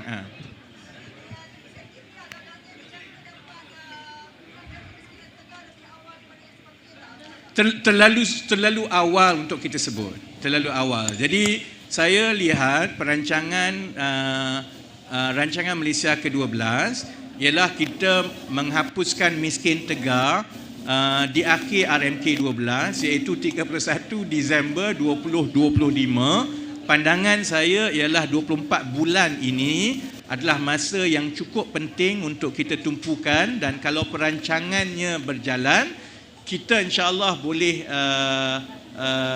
mencapai sasaran itu. Dan saya tumpu untuk capai sasaran mengikut perancangan seperti dasar kerajaan sekarang. Kalau dapat ditamatkan ataupun dinoktahkan dengan lebih awal, itu satu bonus untuk rakyat Malaysia. Tapi kalau yang saya bimbang ialah lepas RMK 12 kita masih lagi bercakap dan sebagainya. So let's focus dengan 3 tahun berbaki sekarang dengan tempoh 24 bulan kawal selia yang akan bermula pada hari ini.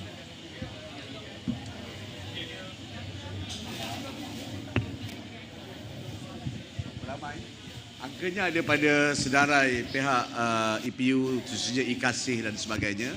Tapi keseluruhan ada 126,000 family dan majoritinya ataupun sebagainya ada di Selangor, utama miskin bandar lah. Tapi fokus kita di Selangor adalah miskin bandar sebab itu adalah kawasan yang betul-betul tertekan dengan hal tersebut. Saya kena semak balik tapi saya rasa angkanya semua ada pada Jabatan Statistik dan di EPU. Terima kasih. Okey, terima kasih.